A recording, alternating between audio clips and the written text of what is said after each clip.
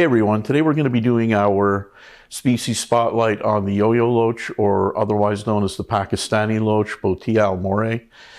We're going to handle the species spotlight like we do our other species spotlights, where we start in with the wild habitat, then get into the behavior, size, tankmates, compatibility, and so forth.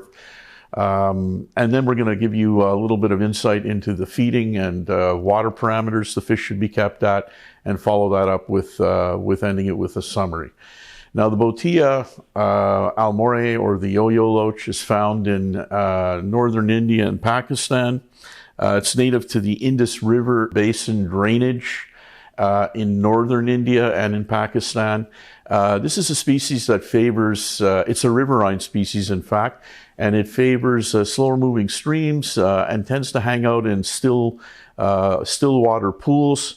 And it also undertakes a upward stream migration when it comes to spawning. The type of habitat it's typically found in is like sandy, rocky, rooty kind of bottom with a sand substrate, or actually found in some planted areas as well. Now we're going to talk a little bit about the behavior, compatibility, minimum tank size, coloration, and so forth of the Yoyo Loach. The Yoyo Loach does get to be about a 6 to 7 inch fish. It's very boisterous, like most Botias are. So you want to avoid keeping it with any slower moving long fin species. That's a definite no-no. Like guppies or anything like that. Definitely not a good choice with Botias. You want to keep them with other Botias. For example, clown loaches would be perfectly fine to keep them with.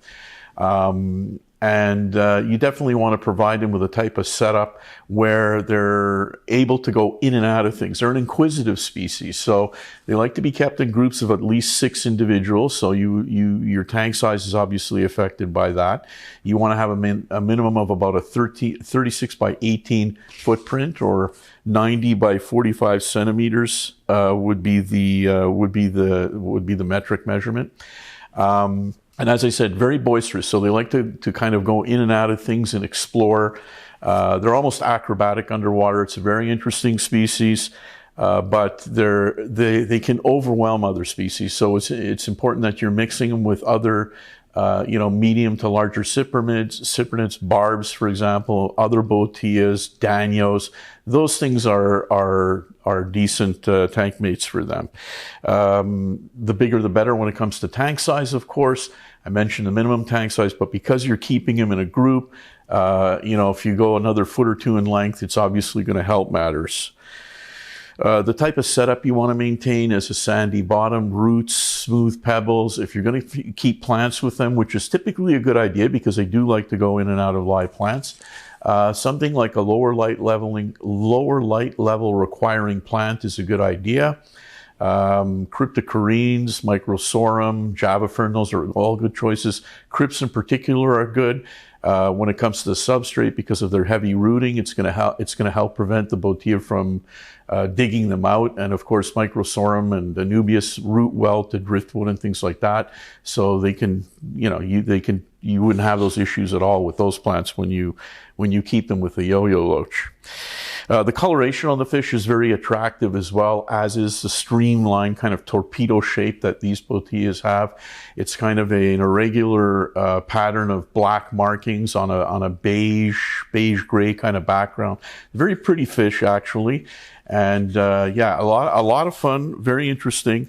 And because of their inquisitive, almost acrobatic nature, these fish are good at jumping as well. They can jump, and so a tight-fitting glass top is, believe me, very important for them. You want to maintain the tank.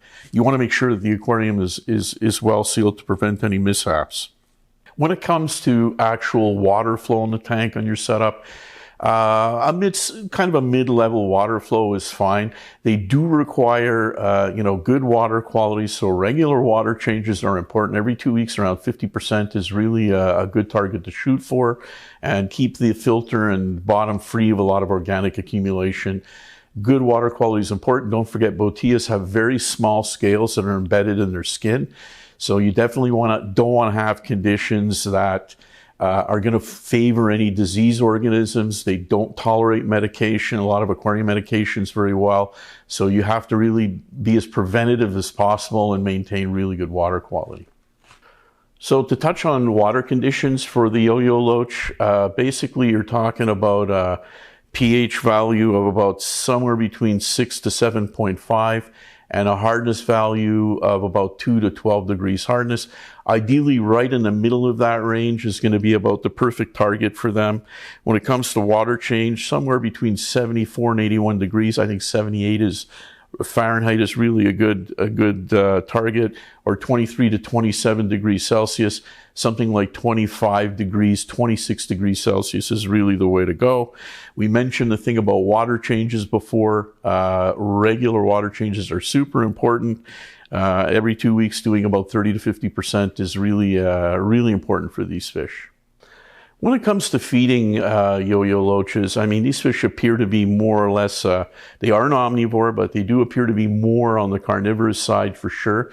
In the wild, it's all kinds of insects, small crustaceans, mollusks, worms, and so forth that they tend to feed on.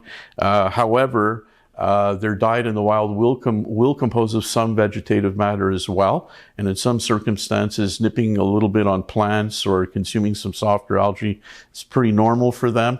When it comes to feeding them in the aquarium, well, it's very easy to give them a lot of different foods. They're not fussy feeders.